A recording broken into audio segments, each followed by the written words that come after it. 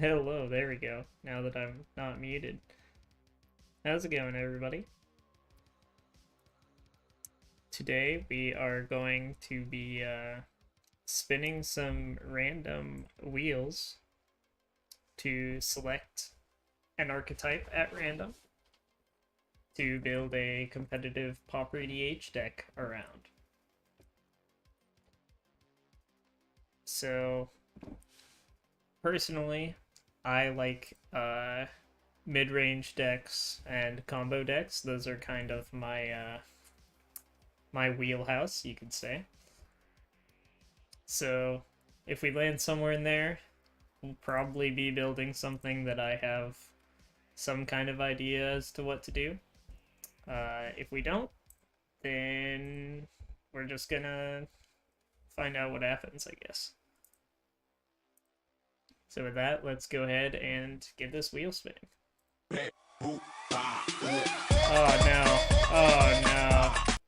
Oh no, it's so loud. Alright, let's try that again. But turn off the sound this time. 'Cause that was quite loud. Let's see.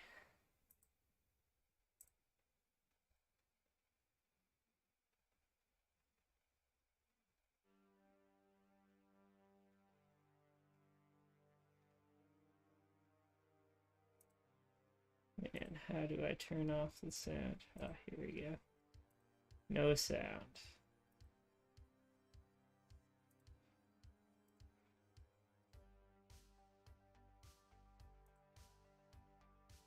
Oh, my computer is dying. Very cool. Alright. No sound. Alright, let's try that again. Oh! It still has sound. Man, that's annoying.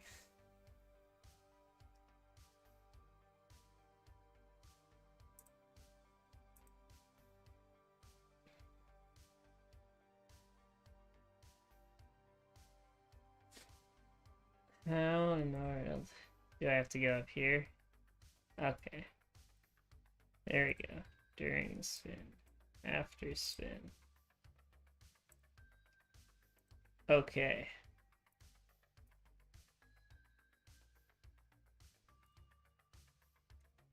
That was on the wrong one. We'll get this figured out eventually, guys.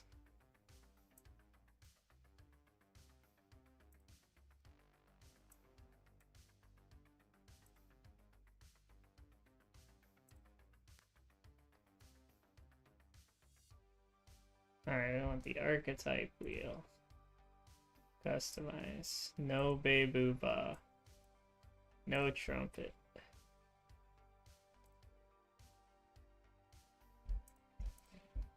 Alright, we got there.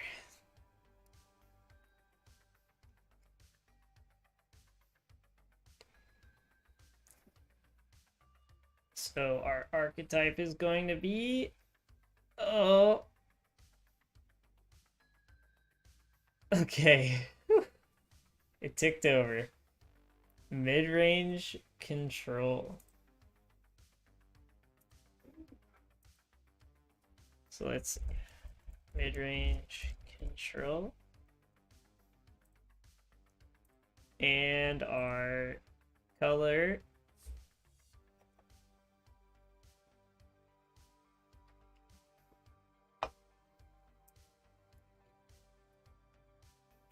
Bant mid-range control.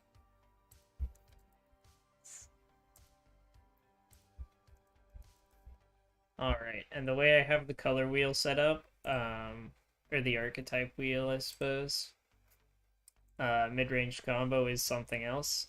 So that doesn't necessarily mean we can't have a combo in the deck, but combo will not be the main game plan. Main game plan is going to be control. We could have a combo finisher.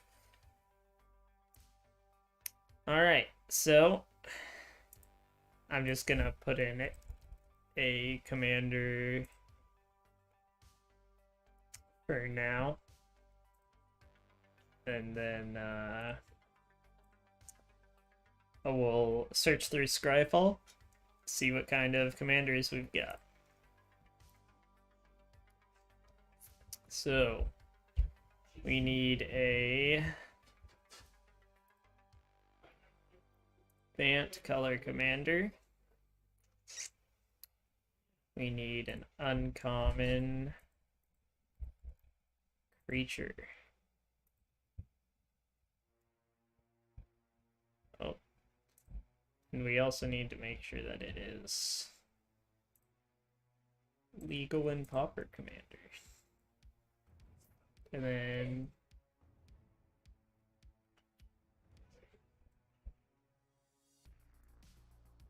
just go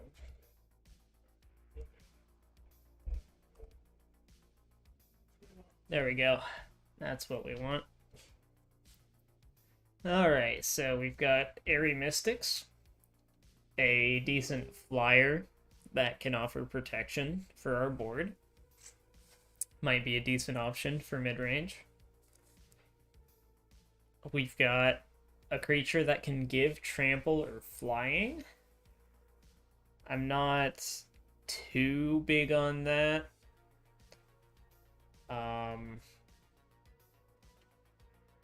We do want to be control, like mid-range that's slower and more control-oriented.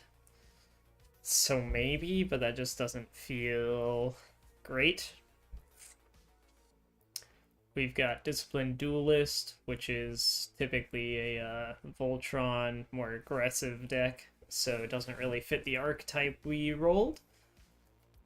We've got Lagrella, which could definitely work. I've seen some Lagrella builds that are very mid-range, and they do have combos, but that's not the main idea.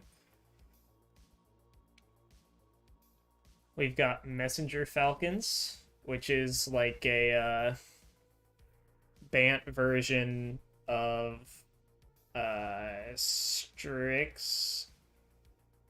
I can't think of the name, but the Demir Death Touch flyer that ETBs and draws a card.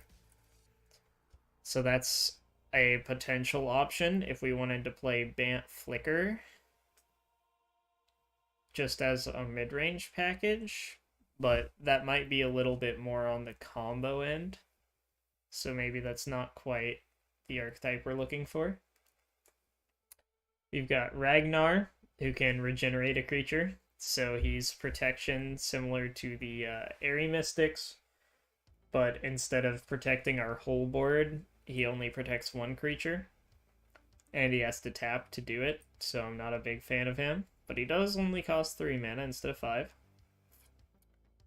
We've got a 3 mana 3/4 lifelinker. That's pretty underwhelming.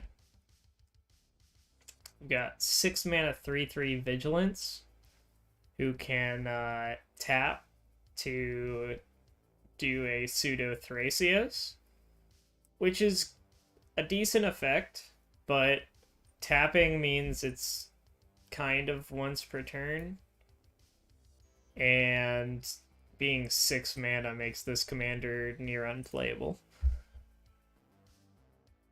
We've got the late term ritual on the attendant, but that's probably going to be a more combo oriented deck, so that's not going to be our choice. And Sunscape Battle Mage. It's got 2 kicker abilities. So for 2 additional mana, you can destroy a creature with flying, and for 3 additional mana, you can draw 2. So this commander is a potential outlet if you have a way to sacrifice it and you have infinite mana, but that's really asking for a lot of mana. Sorry. Like 6 mana on the first cast for a 2/2 that draws 2 is pretty abysmal, and it only gets worse from there, right? So that's probably not something we want to play. So I'm thinking it's between Lagrella and the Messenger Falcons, or I suppose the Airy Mystics.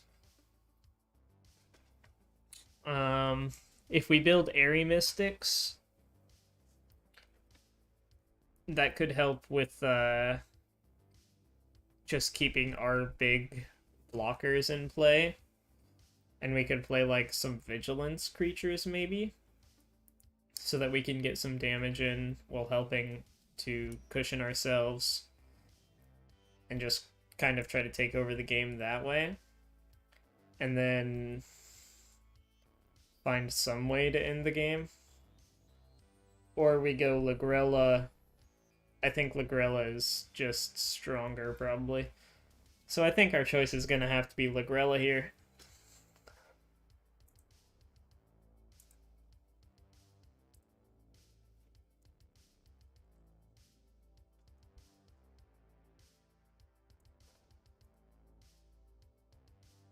Alrighty. So, Lagrella, and Chad, if you disagree with me, feel free to let me know.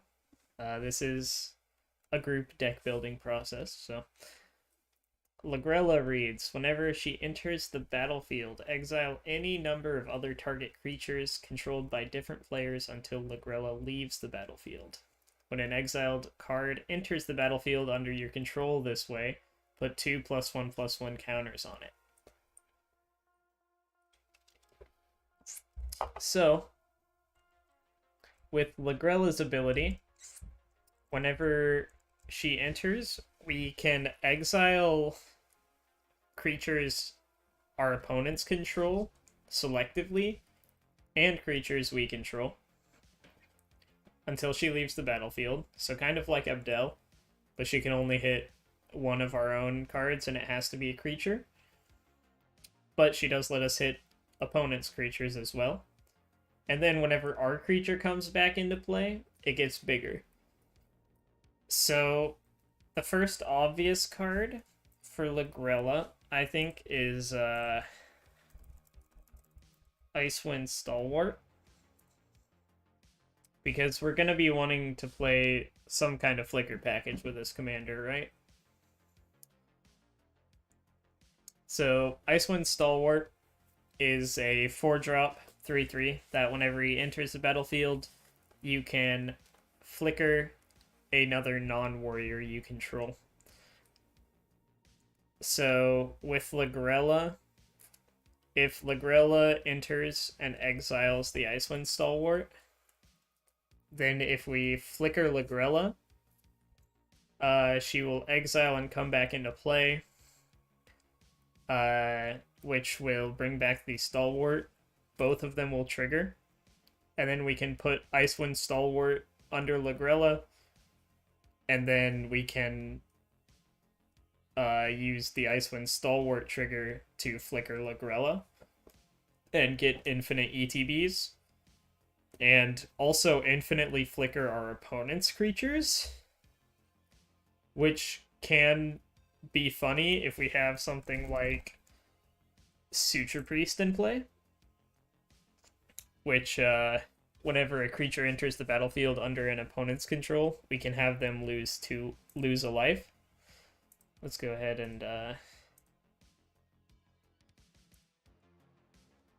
put the cards like this so you guys can see them better.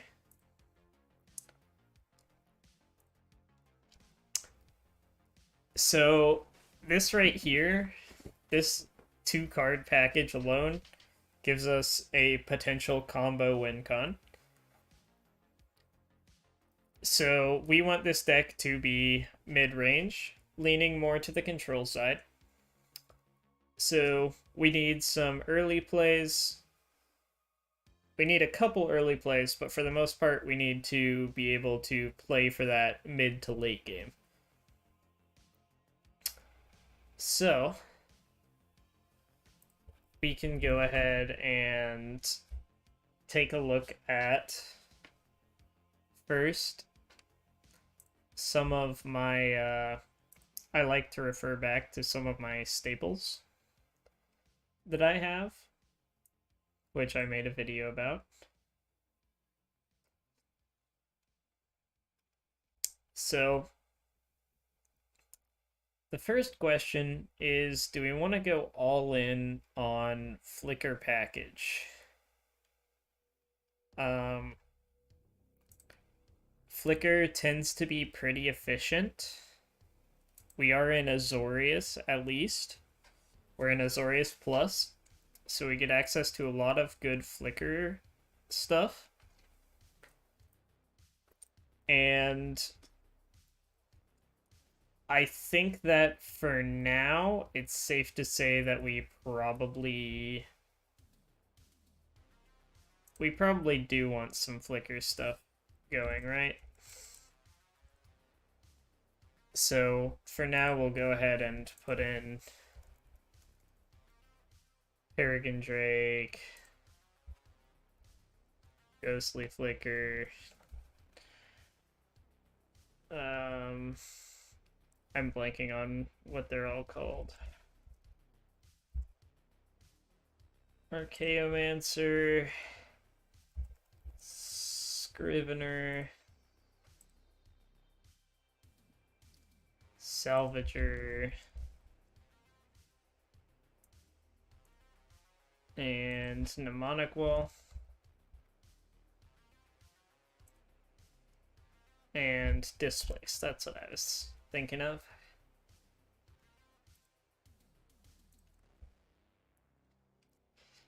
So, and I guess we could also put... so, Cloud of Fairies, I'm going to put in the sideboard.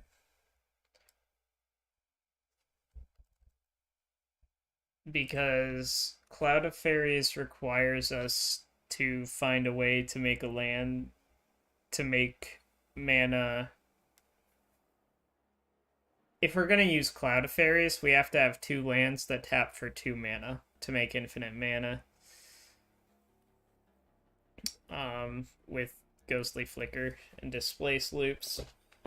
Or 2 lands that make 3 mana if we just want to go mana neutral and get a bunch of ETB triggers.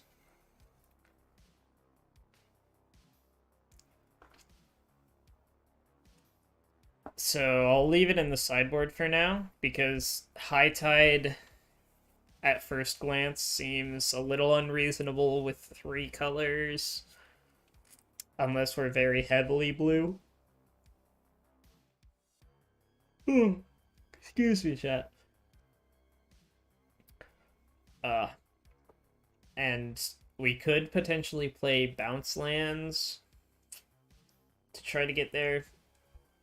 So we'll see what happens. Second question. Do we play the initiative? I think since we're trying to be a slower deck, we have access to Flicker. And I think we're going to want to lean fairly creature heavy. I think the initiative is something that we can play, because we should be able to defend it well when we have it, because our commander is temporary removal. And we have Flicker, so we can just take it back and access it multiple times in a turn. So, to me, this just seems like a good choice. So I'm going to go ahead and put our Kokra Sneak in the list. Oh, right. I still have it set to sideboard. Back to main board.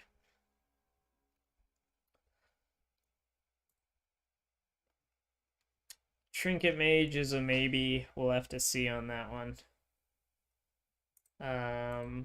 We'll probably play Merchant Scroll since we're playing Flicker.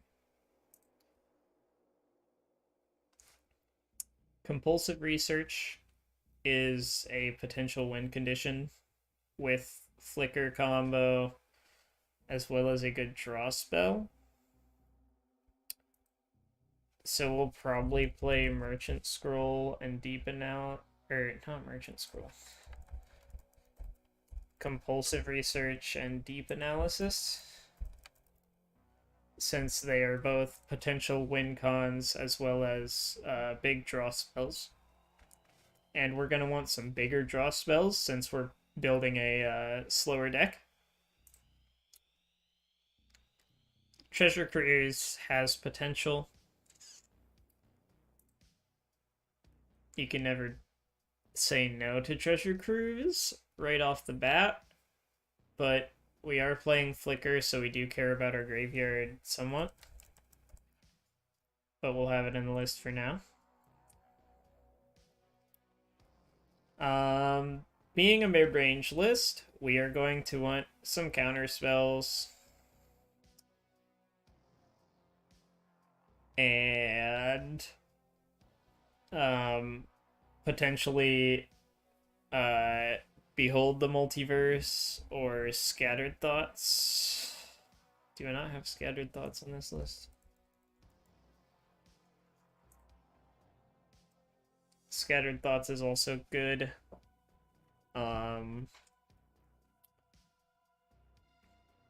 We're going to want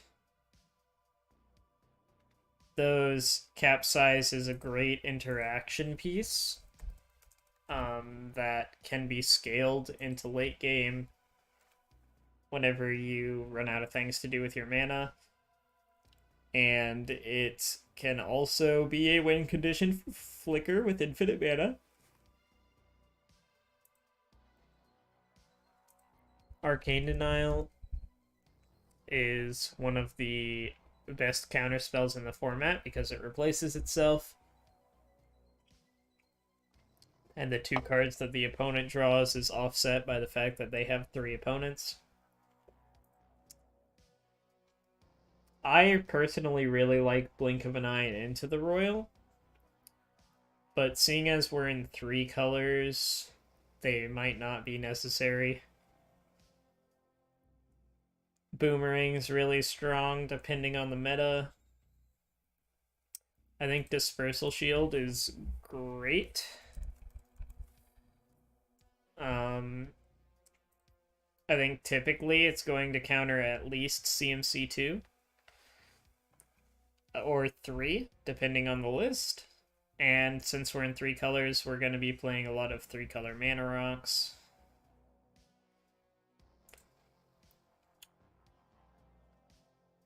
Echoing Truth is always something you have to consider playing, just because tokens can run like wild, especially in decks like Abdel. So having a way to remove all of those is worth considering. So I think we'll probably add that to the list for now. Memory Lapse is a very strong counter spell. It's so similar to how cards like Chittering Rats are considered a pseudo time wonk in 60 card Pauper. Putting that spell back on top of their deck is really strong because they then have to draw that card again for their next turn. So that's pretty strong. Negate?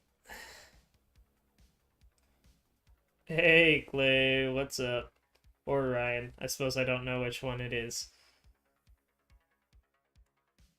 Negate is a card that is obviously really powerful, but in the current metagame, creatures are, like, really important.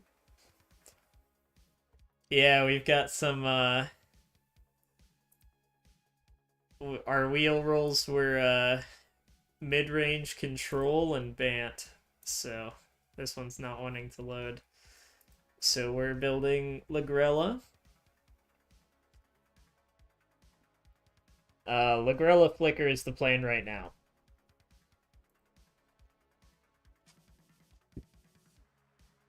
I'm not sure how I feel about Negate anymore.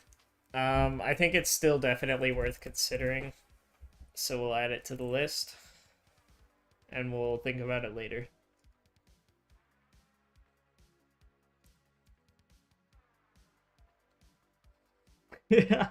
Late night, huh? Yeah, I couldn't sleep very well last night. I was awake till like 2 or 3, but thank you. I appreciate it. It's good to see you here. This is kind of in your wheelhouse too, so help is definitely appreciated. I think cards that give hexproof are probably pretty decent in this list because Lagrella will likely be a target for removal. So I think cards like Shore Up and you see a guard approach are probably worth considering. Either that or we play more counter spells. Um, really depends on where we want to go that route, so we'll think about it. Muddle the Mixture can also help tutor the Suture Priest or Merchant Scroll if we need to go down a chain. So currently the objective of the deck is either Flicker combo as a potential outlet, as well as having Icewind Stalwart as a pseudo one-card combo with Lagrella. But those are just win conditions. So I'm thinking more a Flicker value deck. That's just trying to control the table until we can find our Flicker, because Flicker is slow. I think we're going to be creature heavy, so we'll probably play initiative, since we can also Flicker that. This is where the list is currently sitting. Right now I'm just going through cards that I consider blue staples and seeing what I want to add. And then we'll go on from there. So right now we're just kind of in the add in the staples, figure out the game plan, go from there. Uh, we probably will have all of the initiative. Yeah. Yep. I know you love your initiative. Oh, do I not have chat showing up on screen? Let me fix that.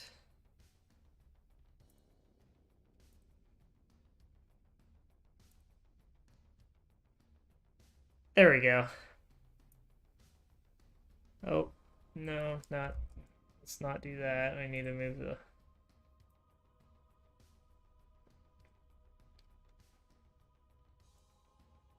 whole thing.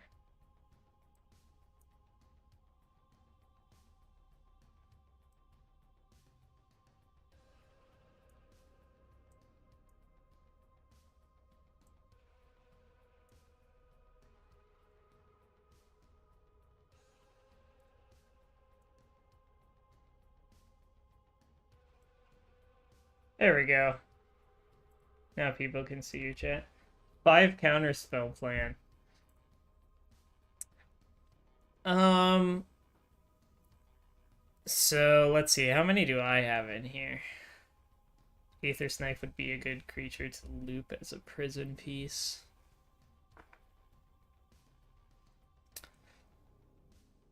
So... Oh, you mean like underneath of Lagrella? Yeah.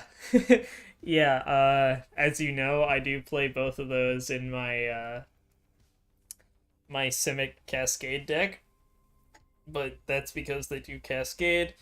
I think they do definitely have potential with Lagrella too, though.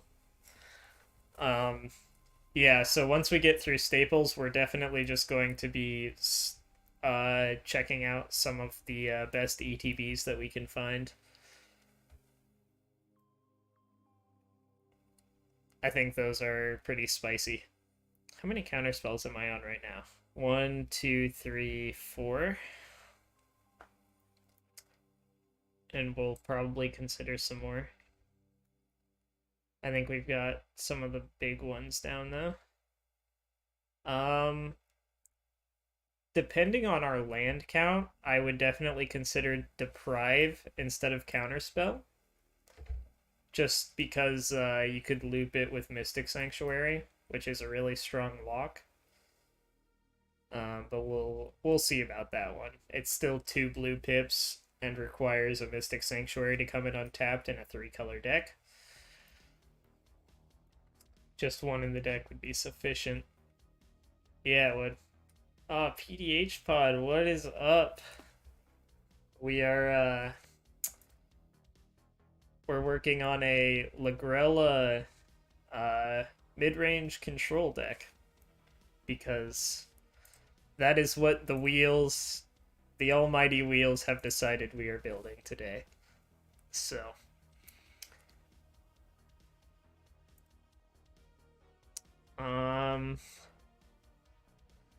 gosh, I think Aether Spellbomb is a staple.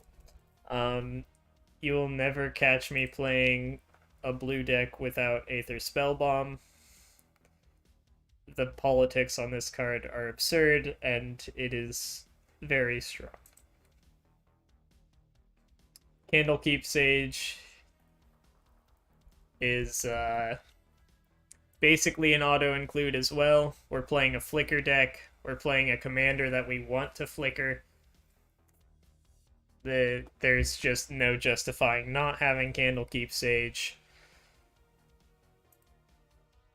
I don't think we're going to be playing Freed from the Real combos. Witness Protection is a strong potential option. I'm not sure how I feel about it. I think it's probably decent in the current meta, though. Yeah, Trinket Mage is probably going to be in the list as well. We'll probably play the Artifact Duels just so he has more targets.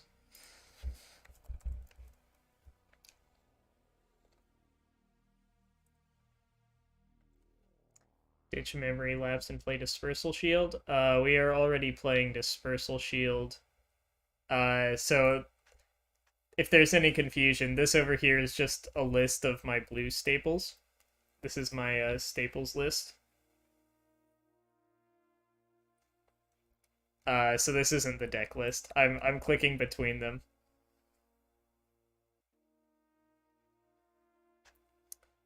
No, I do not think we're playing Freed from the Real combos. I do not think Freed from the Real is gonna make the cut.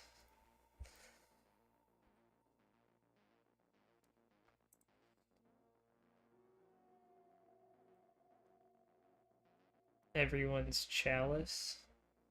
I'm gonna be honest, I don't really know what you mean by that.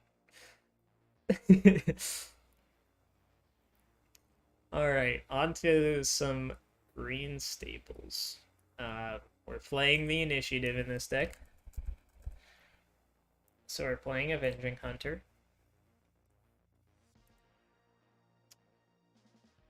A cantripping on ETB Mana Dork. I think this card could potentially be pretty good in this deck. Ever-flowing chance. Everyone's Chalice. We'll get there. We'll get there. I'm gonna put Llanowar Visionary in the list for the moment. Ah, you mean as a target for Trinket Mage. Okay. Yeah, that's a potential option. We'll throw it in.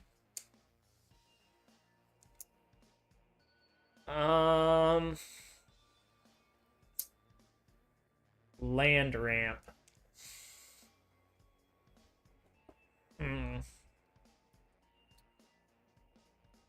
So I think Farseek and Spoils of Victory really depend on if we end up playing Mystic Sanctuary or not.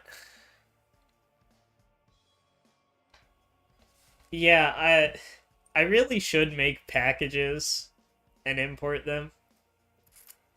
But typically I just think of cards. This is my you're getting a glimpse into my horrendous deck building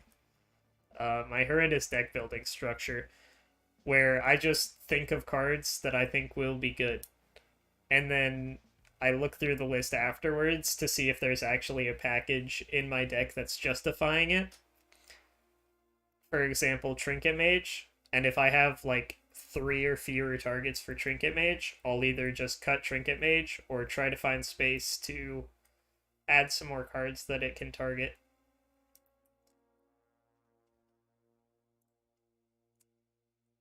We are brewing Lagrella today. I should put that in the video title now that it's decided. That seems like a good idea.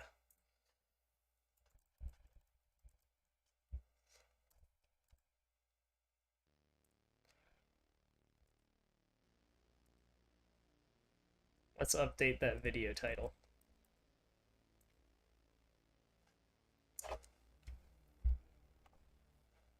Yeah, so I'm not sure about land ramp. I think Farseek is probably still good since we're in 3 color and it's 2 mana. And it can get dual lands if we so decide to play dual lands.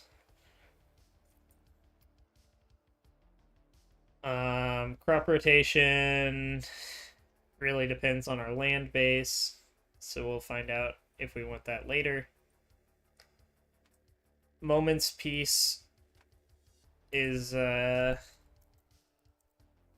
always a potential card, especially since we're gearing up for the long game. This can help us survive 2 early swings and potentially save other players if we really need them alive.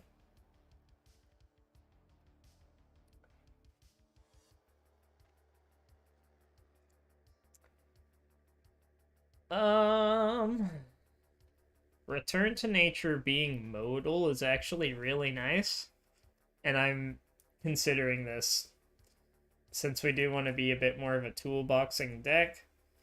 But I think it might be better suited on an ETB creature so that we can turn any flicker spell into a Return to Nature, if you know what I mean. So like if we play a creature akin to Reclamation Sage. I think Tamiyo's Safekeeping is premium. I think it's hard to not play this card if you have any sort of combo or anything you need to protect, which is basically every deck in this format. Vines of Vastwood is also, in a similar vein, really good at protecting your pieces, but additionally, we can use it to stop other people's combos by targeting their creature. Because of the way Vines of Vastwood is worded, target creature can't be the target of spells or abilities your opponents control this turn. So, unlike Tamiyo's Safekeeping, which gives hexproof, the way that hexproof works, if you give hexproof to something an opponent controls, is that it functionally works as hexproof for them. But Vines of Vastwood is hexproof from your perspective, no matter what you target. So that's always a strong option.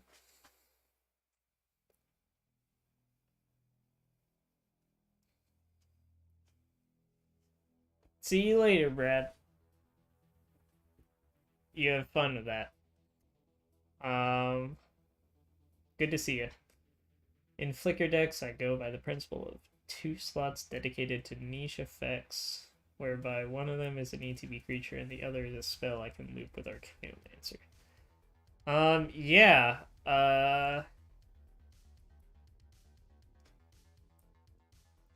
Looping Nature's Claim is definitely possible since we are playing 4 Archaeomancer effects. So maybe it's worth considering at least. Oh, not Nature's Claim. Return to Nature. Every time I think of a card with nature in the name, I think of Nature's Claim. CDH really got me messed up.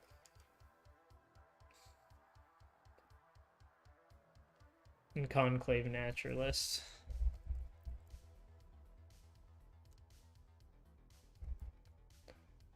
Conclave Naturalist is just the 5-drop ETB, right? Yeah. Yep. And I think that's definitely worth playing. It can help reduce the mana available to other players, as well as destroy problem permanents. Yeah, Stave Off is amazing as well. 1 mana interaction as well as protection. Lauren's Escape? I don't know this one off the top of my head. Oh, it's new, right.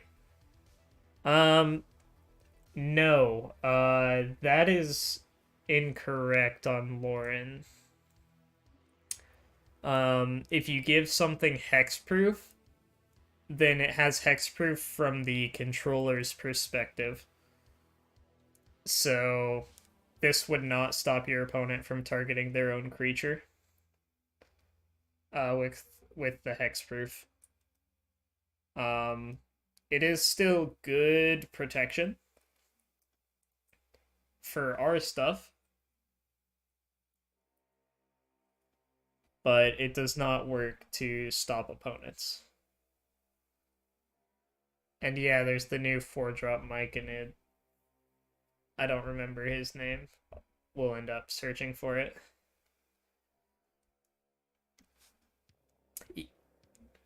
Yeah, so whenever we were playing in the CEDH tournament, I mean, that's why Stave Off is and Vines of Vastwood are premium, right? Because of the way they're worded. So Vines of Vastwood doesn't actually give hexproof. It says target creature can't be the target of spells or abilities your opponents control this turn. But, like, if you think about it, like, so I give your creature hexproof, right? So now your creature has hexproof. And hexproof says that it can't be the target of spells or abilities your opponents control. And that creature has it. Which means the opponents of that creature's controller cannot target it. That's basically one of the major deciding factors from that CEDH tournament I won. Because someone tried to play Blacksmith Skill in response to me enchanting my land to give it hexproof. And we after playing for 12 hours that day, we thought that it worked the way that you were saying it worked, but it does not. And then I got my enchantment back, and yeah, that changed the game a lot. So I will never forget that rule again.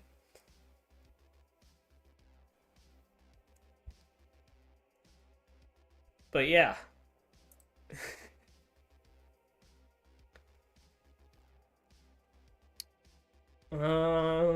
Weather the Storm.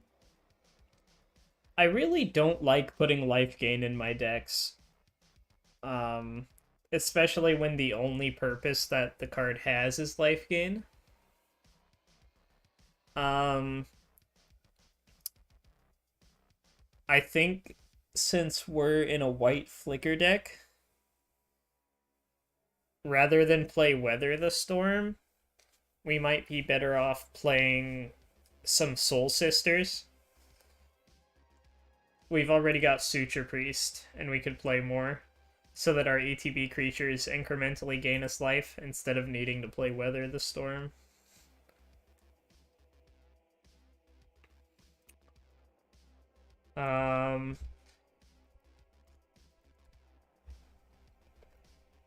I think if we're playing in the list right now, we've got Lignify and Witness Protection.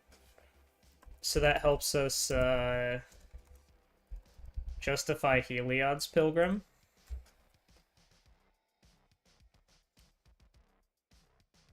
Dawnbringer Cleric. So Dawnbringer Cleric does also give us a life gain source and potential removal. So I do like Dawnbringer Cleric. It's funny because like every time I see Flicker decks play this card, it never seems like it does anything they want it to do. But it looks like such a good card, right? So like I'm still gonna play it because this is definitely a good card. It's just crazy to me that this card like always seems like it's underperforming whenever I see people play it. Yeah, and Grave Hate, which is really important, especially if we can flicker it at instant speed, right? Um, oh man, I don't know if we want to play land enchantments as ramp. Um, actually, if we do choose to use land enchantments as ramp, then we could put Cloud of Fairies in main board and use it as another potential combo piece. I kind of like that. And then Heliod's Pilgrim tutors land enchantments, which are a combo piece for Cloud of Fairies. I think that has a lot of potential. I think I'm going to try that. I'm not certain on Utopia Sprawl.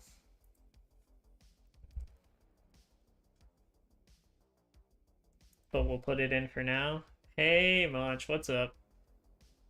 It's going good. We spun the wheels for some random stuff. This one has a lot of wedges on it, so it takes forever to load whenever I've clicked off of it.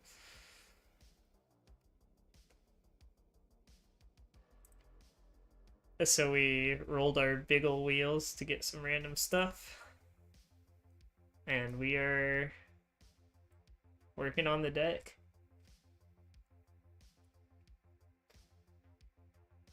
COF works with... Yeah, so the bounce lands were another thing that I was considering. I am starting to question if we actually play Trinket Mage at this point, though.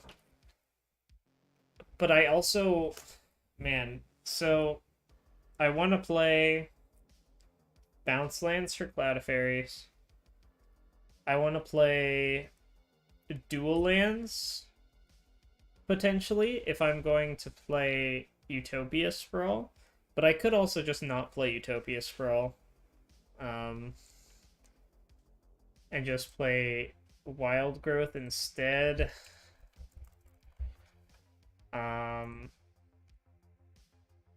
But I do want to keep Trinket Mage to tutor for indestructible artifact lands if we're going to go for the land enchantment route. But that puts us at bounce lands, dual lands, artifact lands. I'll probably play this deck later today, after the stream, or maybe during the stream. I'll go and try to find some people to test the deck against. So we'll probably play it here soon. Get some more content out of this.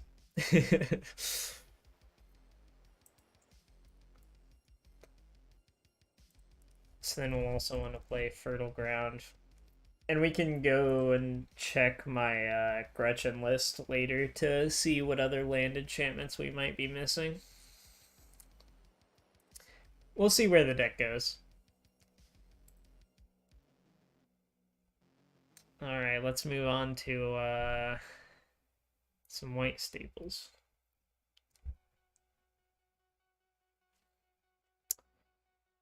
Benevolent Bodyguard is wrong.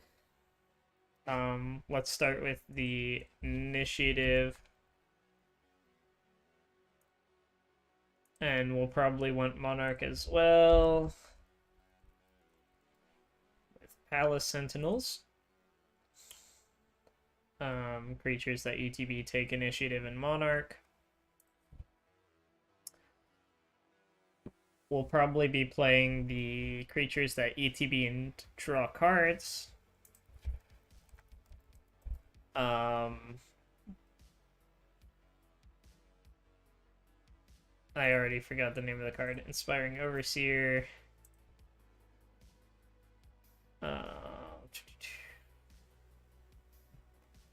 The nice thing about Overseer and Priest of Ancient Lore as well is that they also gain us life.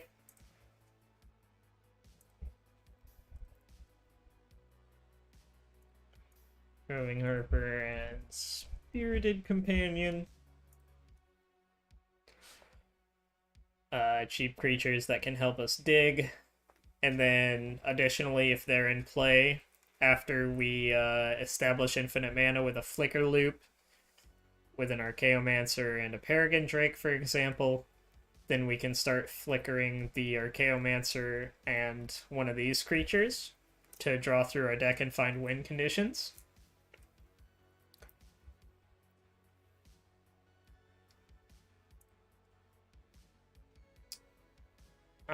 Probably not playing Battle Screech. It clogs up our board with tokens, which don't really do that much for us. They're evasive, so they can help us take initiative in Monarch. But I don't think that'll be too big of an issue for us in the first place.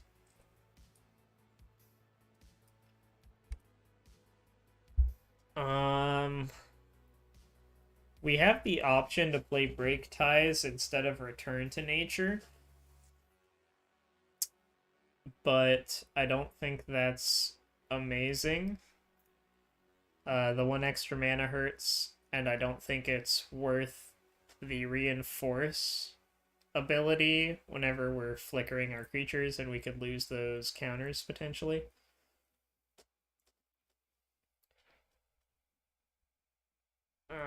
We could play Blacksmith Skill instead of Lauren's Escape. We'll throw it in the list for now, at least. Because it can target any permanent, which honestly, if we do go the land enchantment route, is more important than Lauren's Escape, since it can only hit artifacts or creatures. Crib Swap is really strong removal, since it does exile. So we'll definitely consider it. We're going to want Ephemerate.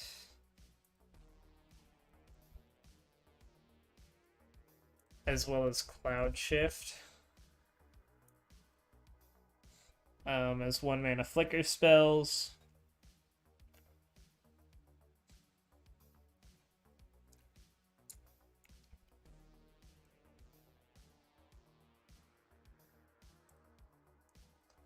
We don't need Lapse of Certainty because we're playing blue.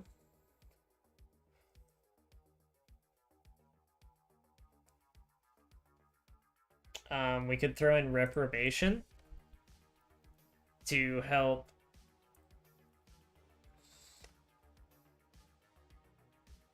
with Heliod's Pilgrim. And then, yeah, just like you said, we can play cards like Bound in Gold to give us some kind of Oblivion Ring effect. And we'll probably play Benevolent Blessing. Just to have as another tutor with our Heliod's Pilgrim.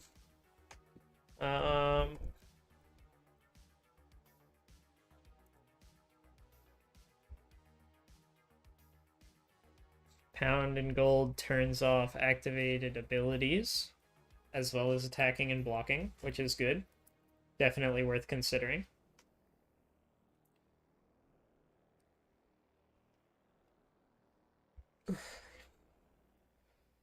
See, the funny thing is here, like, you could build this to be a land untapper freed from the real deck as well, if you really wanted to. But yeah, I think it definitely leans more towards the flicker package. I'm not sure if we want to play Benevolent Bodyguard.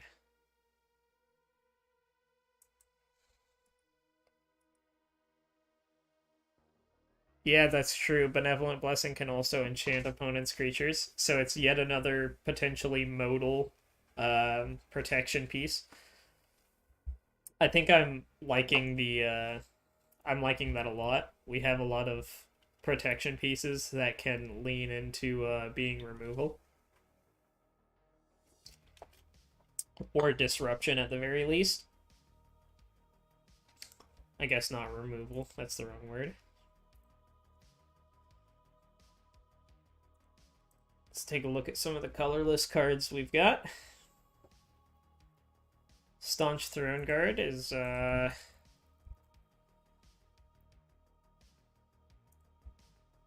monarch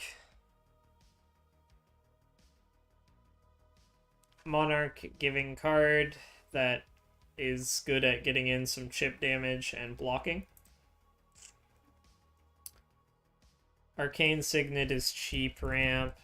We have to at least consider it. So I'm gonna throw Bonder's Ornament in.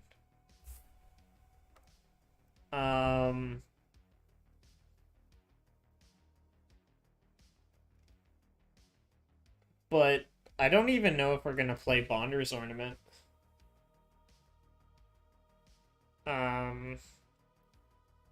Just because we might just be playing land ramp, like land enchantment ramp, instead. Is map that important? Expedition map? I don't think so. I don't like Expedition map. Unless you're like playing Gretchen and your deck has 3 cards that can loop Mystic Sanctuary. I think Mystic Sanctuary and like Bajuka Bog are the only cards that you want to actively have access to with Expedition map, unless you're a more fringe deck that's like monocolor and you get access to a bunch of the tech lands. I don't think we want this. Honored Heirloom is nice, but I think we have enough potential instant speed Grave Hate. And we're gonna be wanting to play some land enchantments. Same with like Mind Stone. Additionally, Mind Stone only makes colorless mana. And we're 3 color. Tormod's Crypt is potentially a card that we can play, but I'm not sold on it. So sweepers aren't a problem for the land enchantment route, because we're still not playing like land untappers, although we could. But I think it's just a and yeah, it does open up the capsize flaw. But that's why we're playing so many of these like blacksmith skill, Tameo safekeeping, and then we're gonna be playing probably some more counter spells. We're probably gonna add some more. I think Arbor Elf definitely goes in the list now, if we're going for the land enchantment route. I skipped over it initially because I didn't think this was the route we were going to go. But yeah, I think if we're gonna go this route, I think it is potentially an option. I mean, yeah.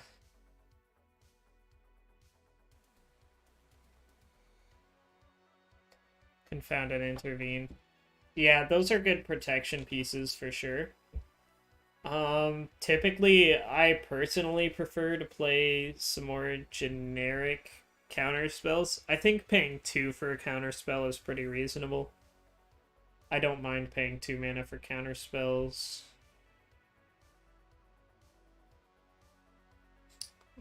But yeah.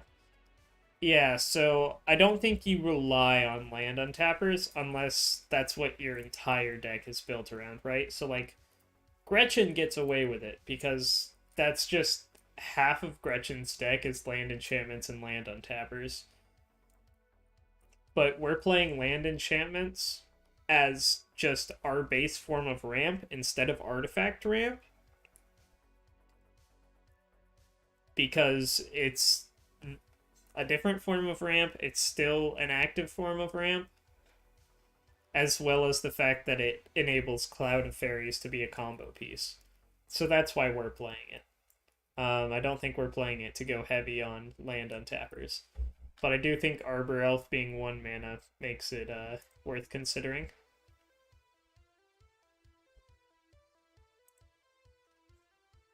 But yeah, people definitely lose because some people just think land untappers are the best form of ramp, which just isn't true. They can be, but your deck really has to be built around it.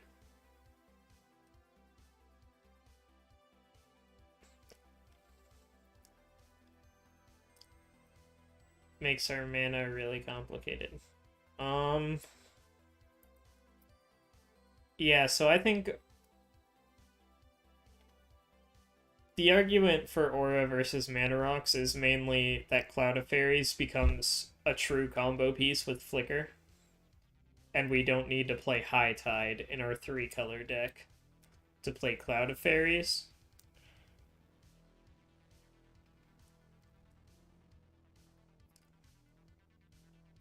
Yeah, that's definitely reasonable to be bullish on. I think it also means that Cloud of Fairies and Peregrine Drake just being rituals is really strong. And that also means maybe we can play like some interaction like Snap and Unwind.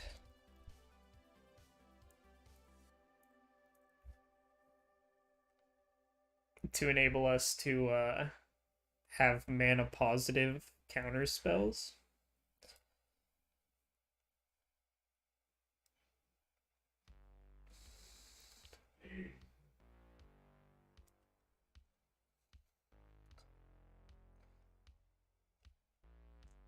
Yeah, I really don't know.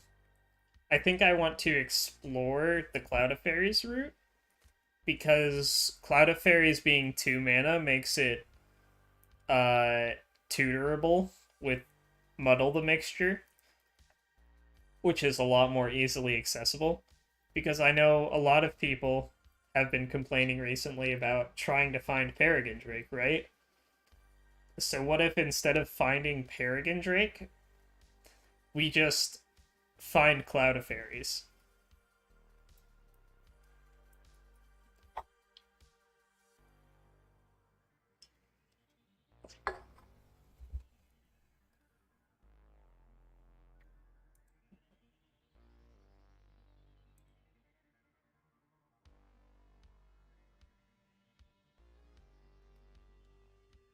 So let's see. Lands that we have to play are Command Tower.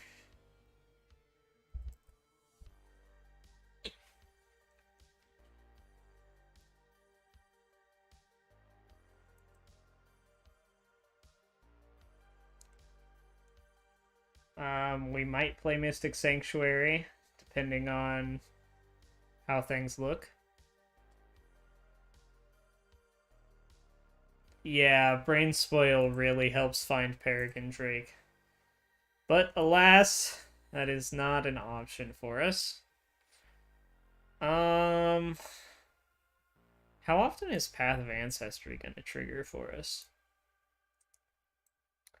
I might play it just because it's a 3-color land, regardless, but like, I want to see. So, human soldier. So let's see, we've got 1, 2, 3, 4, 5, 6. This is a human, right? Yeah. 6 potential triggers for Path of Ancestry, as well as the fact that it's a 3-color land. Yeah, these two being colorless is pretty rough. Opal Palace is nice, but we're gonna be flickering our commander anyways. Did I miss Inspiring Overseer? Or is there just that much of a delay? No, Inspiring Overseer is an Angel Cleric. It does not trigger.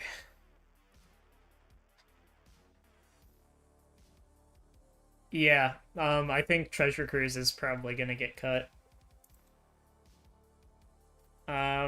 So we need to play bounce lands, and we want to play dual lands.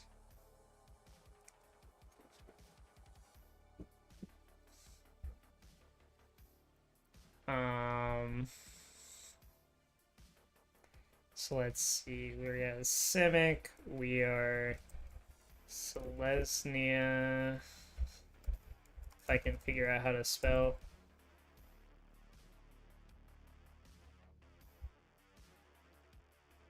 Selesnya Sanctuary, Secrets of the Golden City.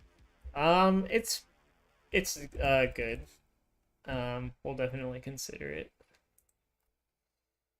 It's a card that I played when I started getting into the format, and then I kind of dropped off playing it, but I should probably go back to playing it.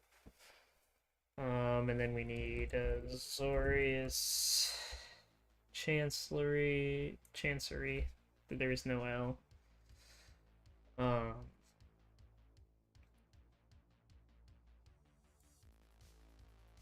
And then we want to play Rhymewood Falls and Tangled Islet.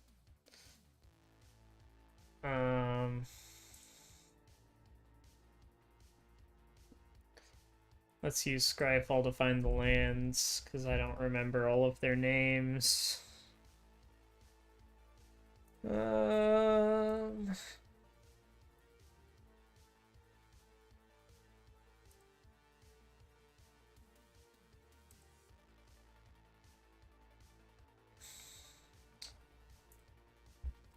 Arctic Tree Line. Oh, this is the wrong.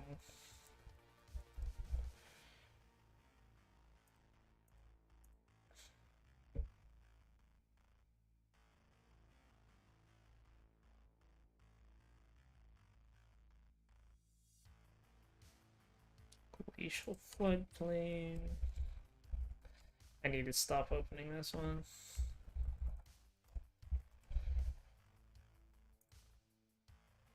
I'll just close it so I don't accidentally open it.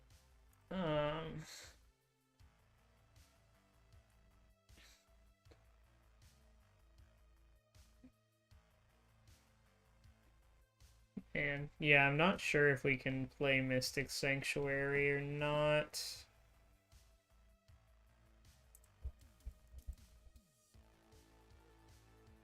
Radiant Grove. We already have that one.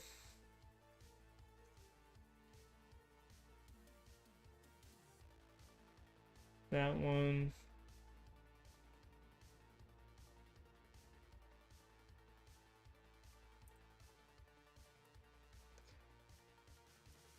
Did I miss one or no? Let's see. All 3 snowlands. Missed the Azorius dual land.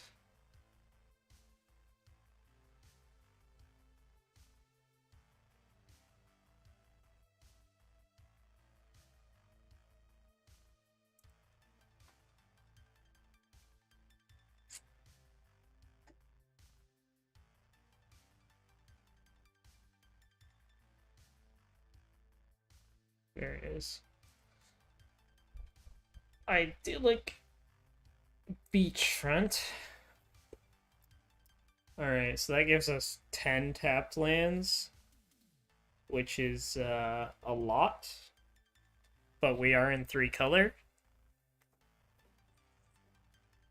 So I don't think it's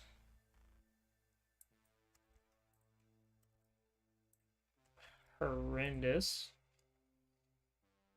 We always play snow lands.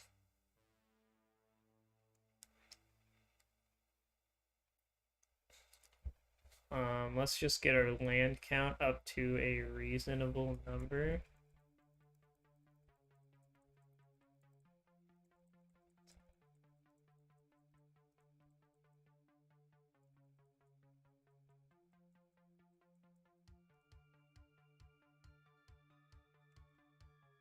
$30, $31, $32, $33, $34, $35 probably sounds reasonable for this deck.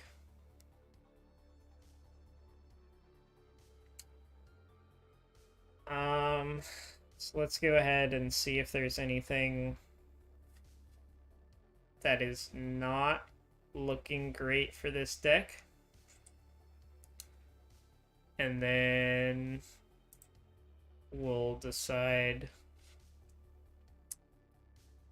Oh, we do still need to add in more land enchantments. So that's what we'll have to add in. I don't think I'm liking Trinket Mage. So I'm just going to go ahead and cut that now.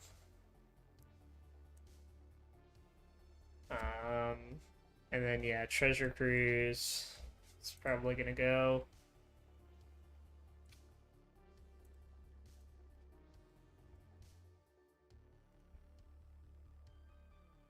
Let's go ahead and open up Gretchen. Don't mind my absurd number of decks. I know it's nothing compared to you, Ryan, still, but, let's see.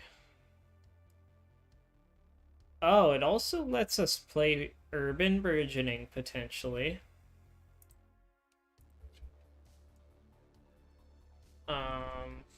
Which is an insane value piece in a slower deck. It's a 1-land Seedborn Muse. At worst, it's 1 mana to get 1 mana every turn for an entire turn cycle for the rest of the game. Like, this card's pretty decent for an interactive deck, and I think being able to play it with land enchantments is really strong. We've got Fertile Ground. Let's just go ahead and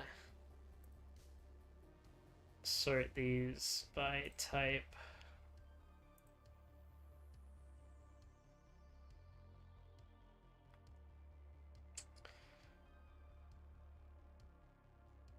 So we've got Gift of Paradise, which gives us mana of any color, as well as life gain.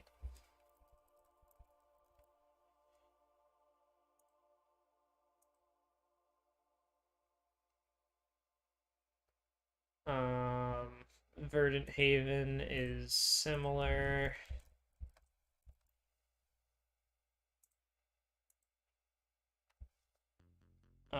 Glittering Frost gives us any mana color. Overgrowth gives us 2 mana, but it's only green. But I guess for our combos, that doesn't matter too much.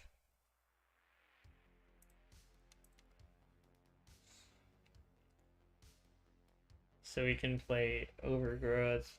And I guess Overgrowth alone can potentially make Cloud of Fairies infinite. And then we'll want Glittering Frost. Do we want more 3 mana?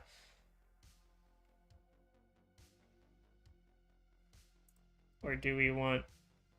I think I might want to play these instead, since they'll help make Cloudifarius work easier.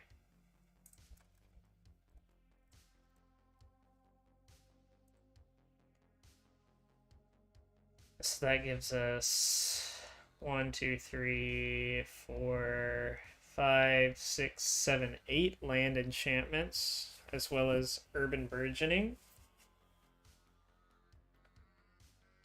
So we can get there pretty consistently.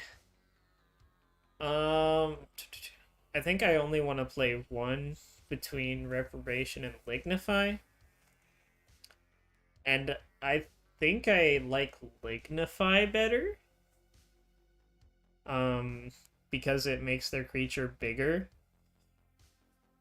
Which means it's less likely to die to random removal.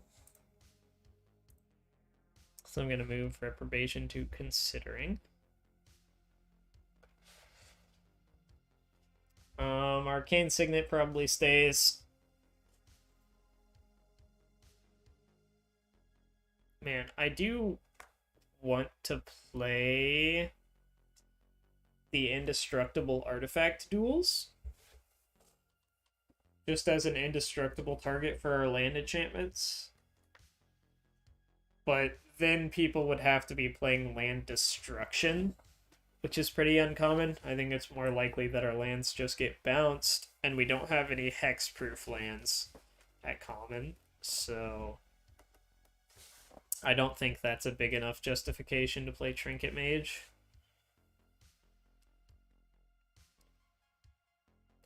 Bonder's Ornament is still up for debate.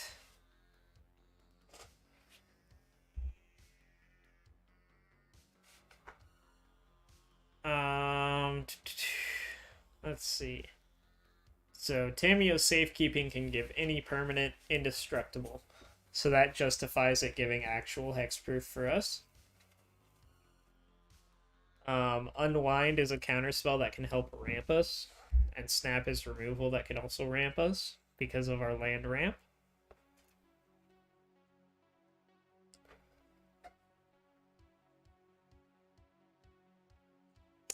Moment's Peace helps keep us alive. I'm questionable on this card for us, since it's not an interactive piece. It's only protection. It does scry and help protect our commander, but I'm not sure if that's enough. So I'll put it in Considering. Because we're also already on Blacksmith's Skill, which is any permanent, and the other protection pieces, as well as how many counterspells? 1, 2, 3, 4, 5 counterspells. I feel like we could potentially use another counterspell, but we also need...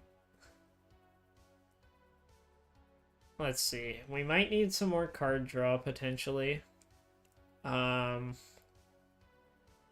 We definitely need to take a look through tutors. Although I think blue is the only one with real tutors. White and green have conditional tutors, I think, but...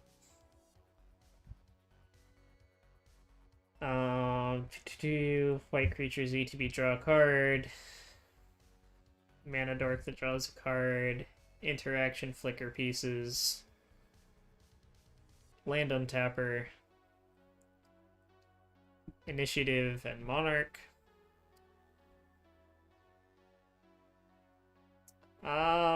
Okay, so let's go back to Scryfall.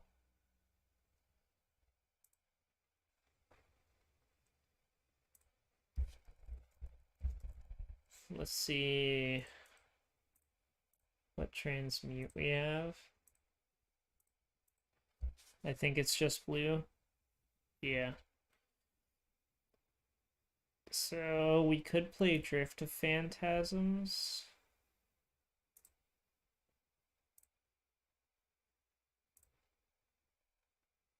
If we play Drift of Phantasms, what are we searching for?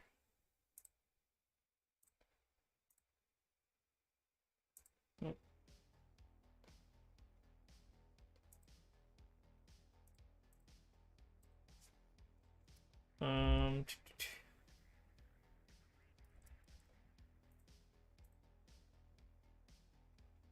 So Drift of Phantasms can search for Heliod's Pilgrim to go get any enchantment, or just card draw for creatures. Can get Bonder's Ornament, which is fine. Candlekeep Sage is a big tutor. It might be worth playing that just to tutor for Candlekeep Sage. And it can also get Capsize, removal with Crib Swap, or a Flicker spell, or a counter spell. So we're probably playing Drift of Phantasms.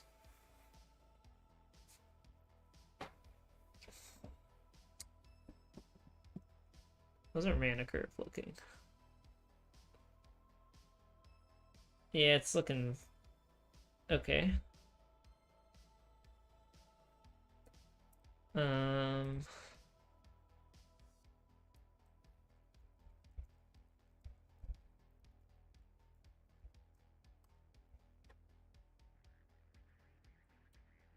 Let's see what kind of search we have that's not searching for lands. Most of this is going to be land ramp because we're in green.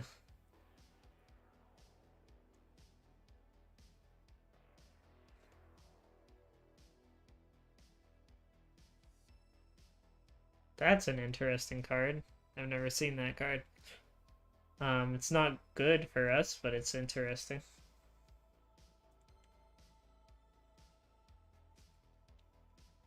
We could play cards like Farhaven Elf since we are playing Flicker. Fierce Empath gets us nothing.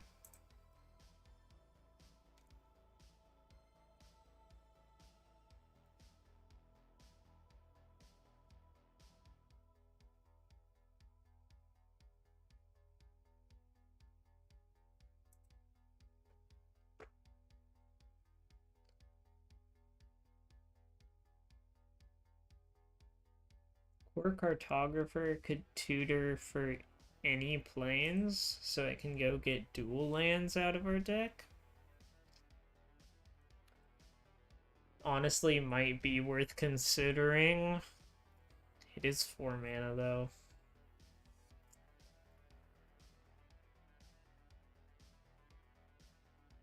But it would be our only creature that could actually, like, ramp us on ETB.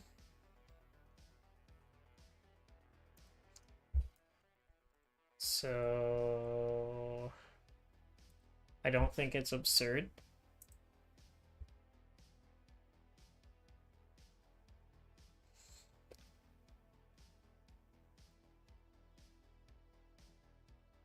We could play Nature's Lore stuff as well.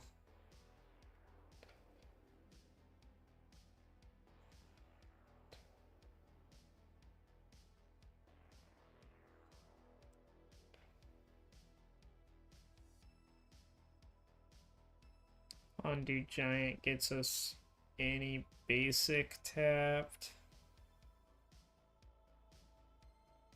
Scouting Hawk only works if our opponents have more lands than us.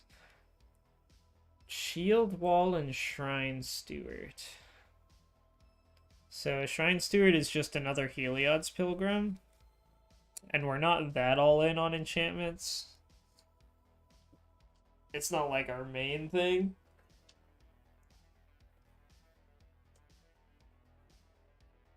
So probably not. But Shield Wall.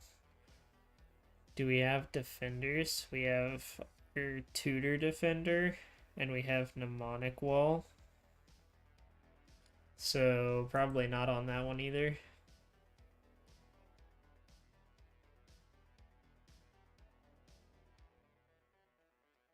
This one tutors force into play untapped, but it costs 5.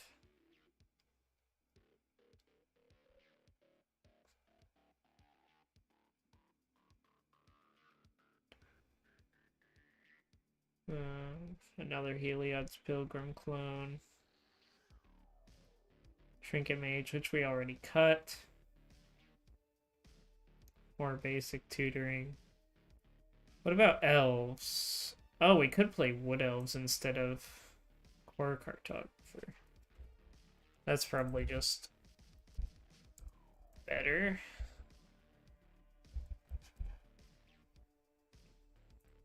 Wood Elves. How many elves do we have? Got 1, 2, 3, 4.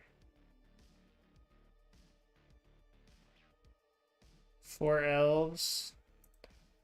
None of them that we really care about tutoring, and that's also a death trigger, which is kind of difficult for us to do intentionally.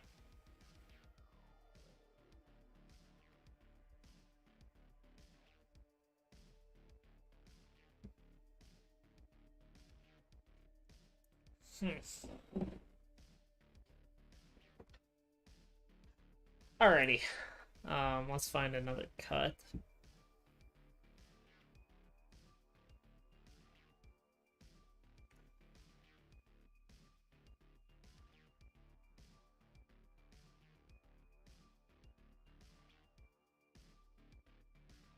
I think our creatures are probably all here to stay.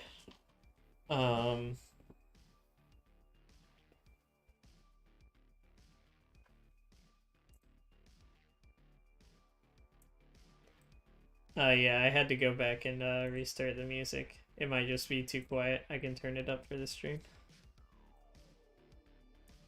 It did drop off earlier, but got it back. And yes, I did copy you for your music idea, so appreciate that. I think Staunch Throne Guard is probably the only creature that I'm considering cutting.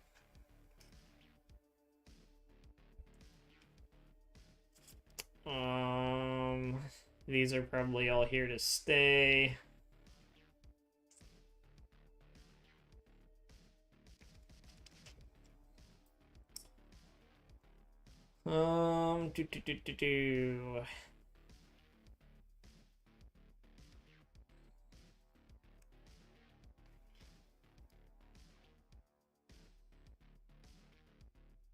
Instance that we can cut. We're not cutting a counter spell. We're already probably a little low on them, but we'll find out.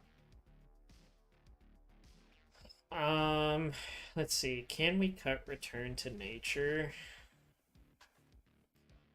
We're not actually playing that many flicker spells, like single target flicker spells to flicker our other removal pieces. So Return to Nature probably stays for now, and then we cut it later if it doesn't perform, or we cut it now and then cry whenever we don't have it. Not sure what the right choice is on that one. I really like Snap. It's quote-unquote free interaction. You still have to be able to pay for it. But especially with our land ramp, being able to potentially make this mana positive and be a ritual when we need it to be, I think it's good. Same with Unwind. I know Unwind doesn't hit creatures, which is problematic. But typically... typically we're going to be trying to protect ourselves with this.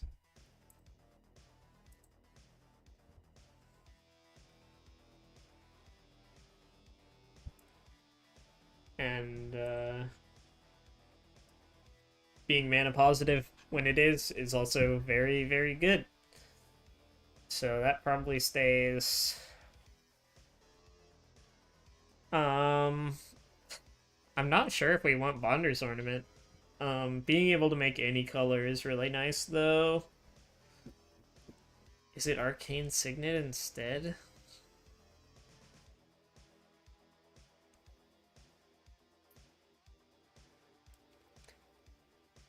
What does chat think? Does chats have any input on what we should cut here?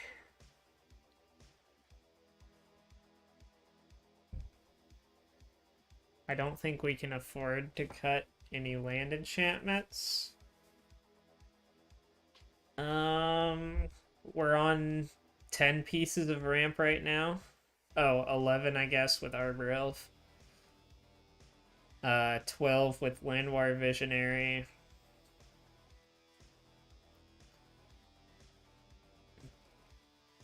And then we have other cards that can be situationally ramp. Maybe Staunch Throne Guard is the cut?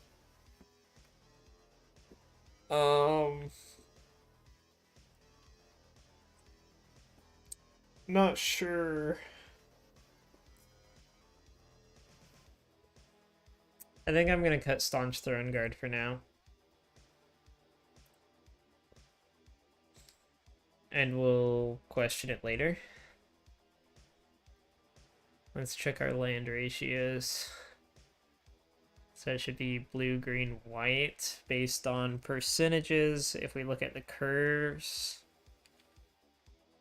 green and white are more important early, but we do need to make blue for our Peregrine Drake loops. So it's probably green primary for land enchantments.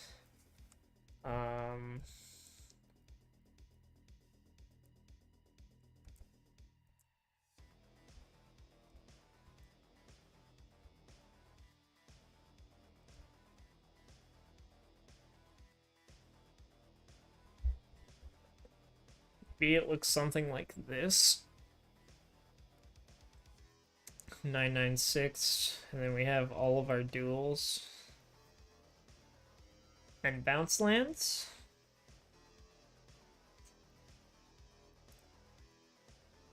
Let's see. So I'm just gonna see if I'm just gonna goldfish a bit and see if this would be keepable. So assuming I keep this, we have turn 1 floodplain, turn 2 signet, and then we can go turn 3 visionary, drawing, and then if we really need to, we could ephemerate the visionary, and then turn 4 we can plop down like initiative, get a land drop for turn 5. Turn 5 Lagrella hitting Goliath Paladin.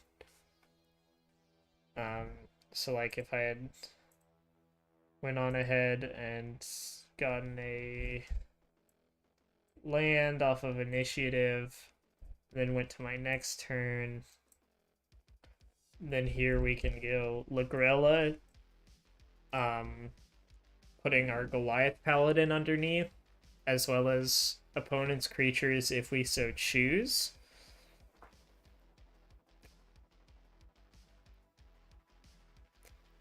And then we have lots of protection in hand, and if we want, we can ephemerate Lagrella and get 2 more venture triggers. Plus, if we kept it that turn cycle, then that puts us through, like, so that would be 1 on ETB, 1 on upkeep. We flicker her again, and get an upkeep trigger. That goes through the entire Undercity in 2 turns, if we keep it for a turn cycle, whenever we play the Goliath Paladin. Which is difficult, but feasible? at some tables at least. And then, you know,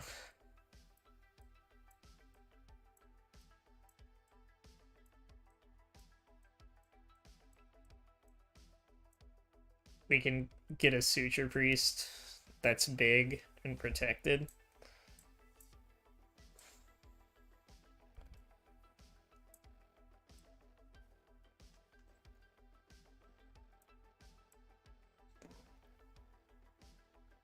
And then we have card draw.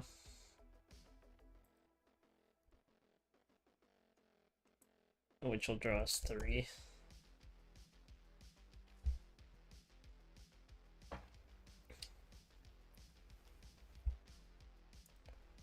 So I think that's definitely workable.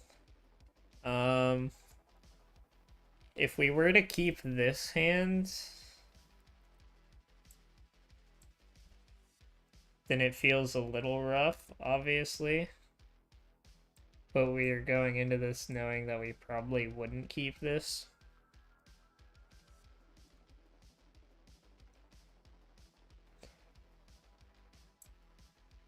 I guess you would put this on the dual land, actually, so that next turn you could go Spellbomb, bounce this.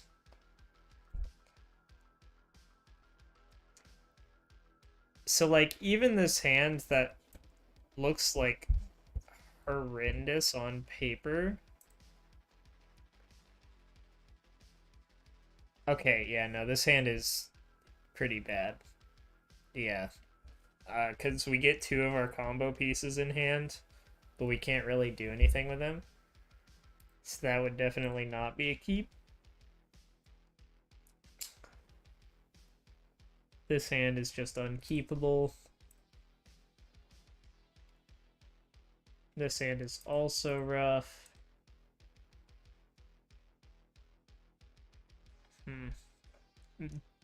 I'm considering cutting Bonder's Ornament for a land. That kind of feels like the right play to me.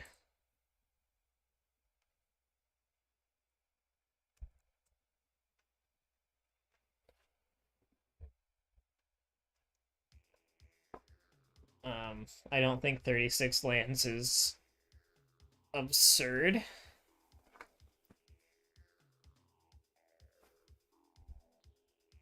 Maybe I'm wrong. Maybe it'll come back. But, yeah. I think this list is looking pretty complete.